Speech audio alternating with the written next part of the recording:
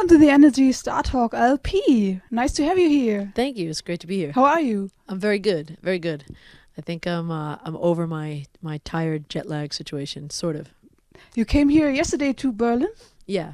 I've been in Italy for a couple of days. Is it your first time here in Berlin? My second time in Berlin. It was kind of fast the first time, but yeah, I love it here. I've been wanting to spend a little more time here. I have tonight off, and I have a friend who comes here a lot that's going to take me out, so I'm excited. Yeah, so that's nice. You have some time to see the city. Yeah. And it's great. Do you know some German words when you have a friend here? He's living here? No, he's not living here. He's a songwriter as well, and he just comes out here all the time, and he loves it. So he was like, let me take you out. I don't know any German words except for danke and hallo. I thought it was funny. Like, I'm like, how do you say hello? Hallo. Good. Now that we got that over with.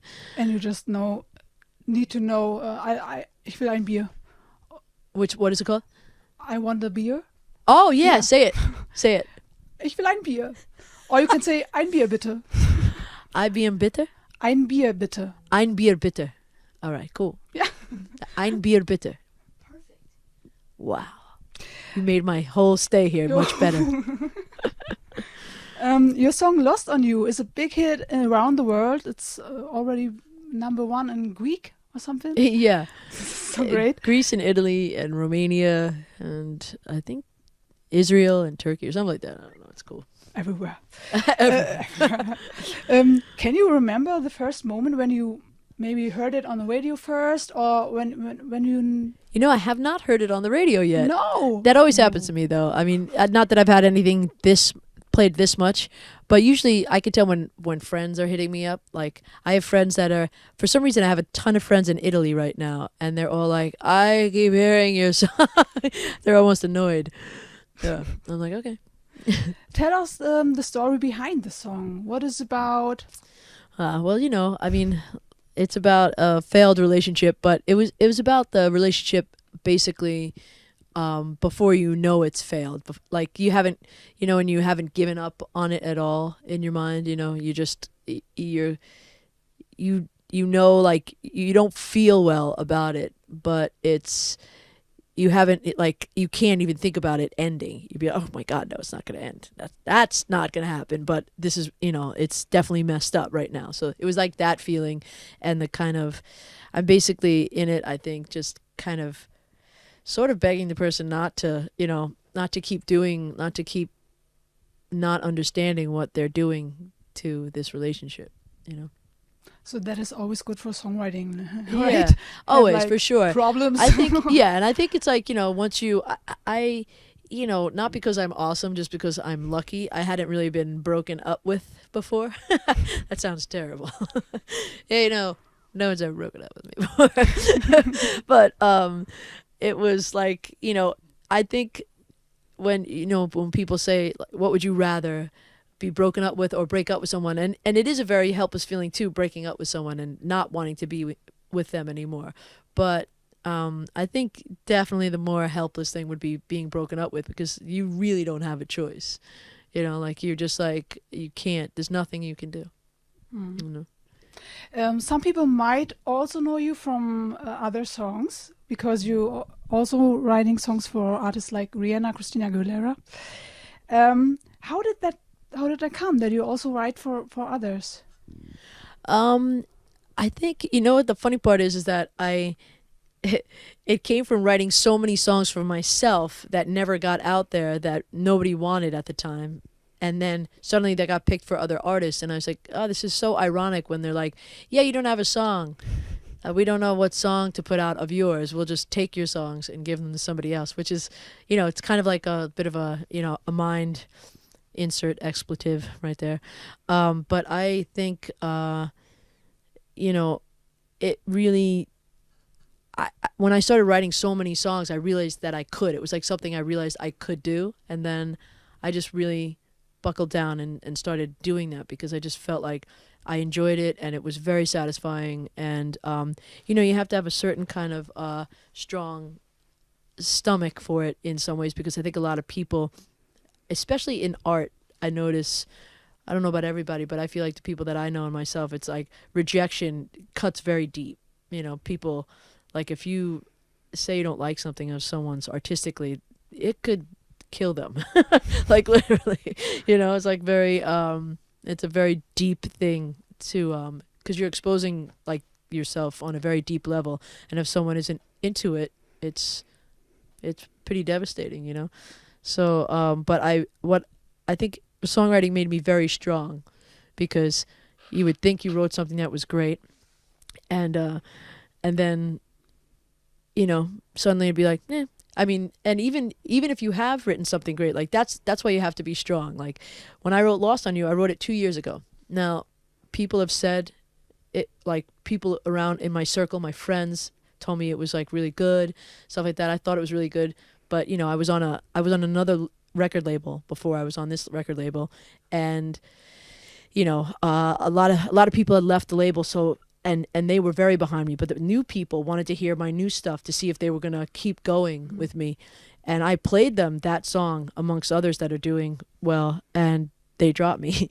So, and that's not a bad thing, very, very good things happen after that, but I'm just saying, for people out there who write songs or do anything, the fact that that song, even a hit song that I have right now, that I'm enjoying the fruits of that labor, that was rejected.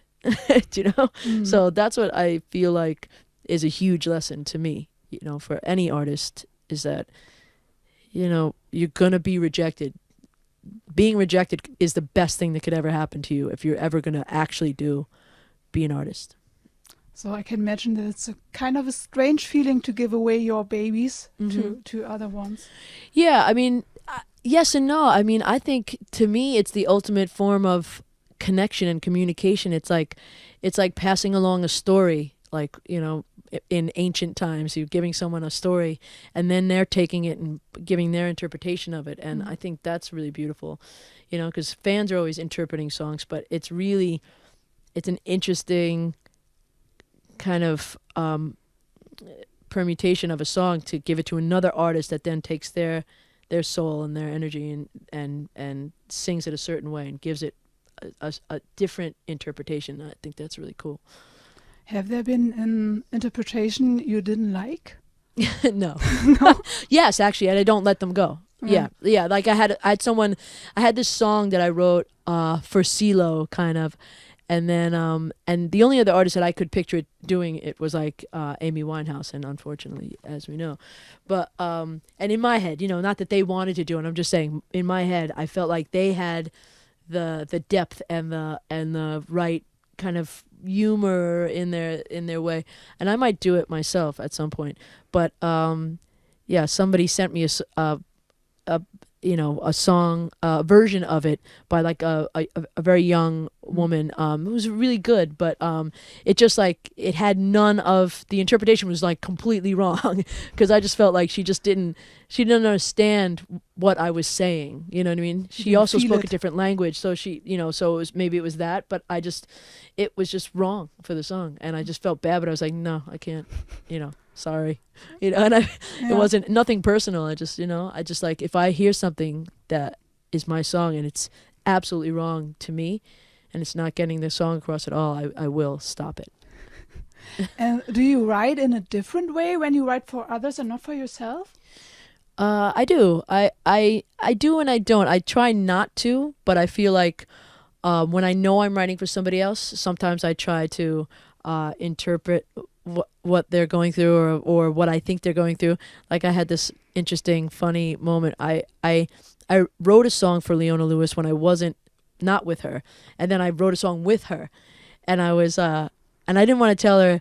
And I had read somewhere that she went through this breakup, so I had written this song about, like, the horribleness of it.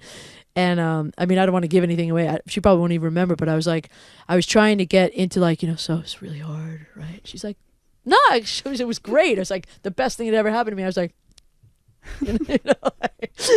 here I am, like, just deciding you felt like this, and you're like, yeah, no, that's not how I felt. So that was funny to me, and I was like, I kind of, like, not learned my lesson, but I was like, okay, yeah, you never know. That's why I think I like to write more, not try to get into the artist's head, because most of the songs that have gotten cut by other artists. Not the Rihanna one. I wrote that specifically for her, but most of the songs that get cut by other artists, I wrote for myself. I think that's the best way, Mhm. maybe. Yeah. Have you met some of the artists you wrote for? Not really. No. I mean, I met Leona Lewis. I met I wrote a song for Joe Walsh from the Eagles. I didn't meet him. Actually, no. I talked to him on the phone. No, I haven't. I have to say, the majority I have not met. No. And who's the coolest person you ever met? Who's the coolest person I've met? Oh, Robert Plant. Ooh. Yeah. It's just like, it's bizarre. He's like meeting the king, you know? Yeah. It's cool. Can imagine. Have you always wanted to be a musician? Or was there No, first? I grew up in a family of like lawyers and doctors. And so I thought I was going to be a doctor. My older brother's a doctor.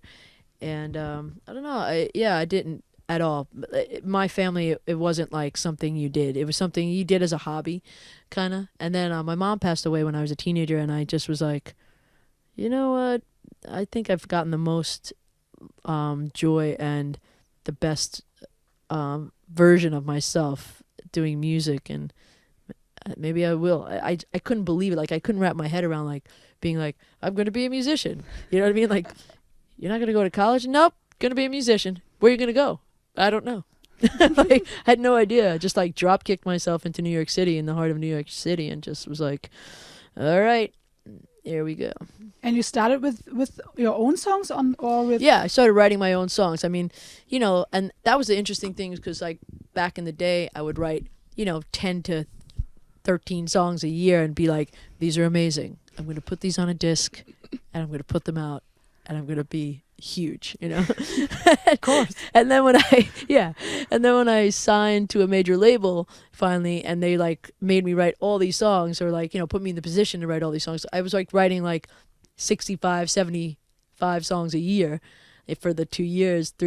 And I was like, and like, and no record even came out on that, It's like, so now that's when I was like I said earlier, that I was like, okay, I could be a songwriter, and I enjoy it enough, and I can take it, the sheer volume, and not be discouraged if they don't get picked up, Mm-hmm.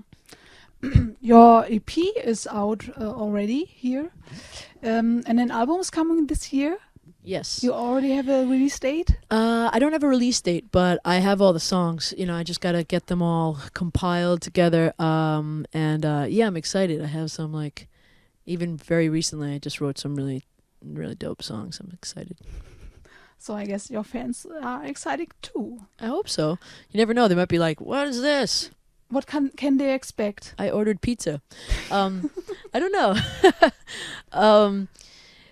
Just more of the same, like maybe there's a couple of like, maybe a little more upbeat stuff, not, but it's the same. I'm like woo woo. I'm the same. I'm always like, I'm like kind of like happy sad in a way, like everybody. I just have I'm moody, and I mean with a basic like happiness like level, I'm lucky, but I'm very emotional, so I go up and down, and I try to like embrace the different emotions now. I don't really I don't think it's productive or possible to just be like like, you gotta like go down a little, So I mean, there's like everybody's got to get their rhythm and not get, got to be a little Buddhist about it. It's like not get too down or too up. I prefer not to get too down. I love to get up. You know what I mean? Like, let's do it. Let's do this. I have to say I love Muddy Waters from the EP. Oh, thank you so much. Really great song. Thank you. So what's coming up next on your list? Are there any touring plans in Germany? Yeah. I'm gonna like. This is how it usually goes with it. Like I start doing things like this, and the song hasn't really even come out here yet. But I think has it? No. Lost on You? Has it? It's out for. Oh, okay. Oh, I don't know. I thought a month or so. okay, really? Okay. Yeah.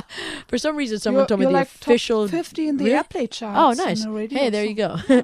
But yeah, so it just was starting here, and yeah, I mean it's been like number one in Greece for like 17 or 18 weeks or something, which is like, thank you, Greece, I love you. Anyway, but yeah, so I feel like I'll be back like before the end of the year to do a show for sure. Cool. Yeah. So we're looking for that. Yeah. And good luck. And Thank you very much. Thank you for your... Thank you. Thanks.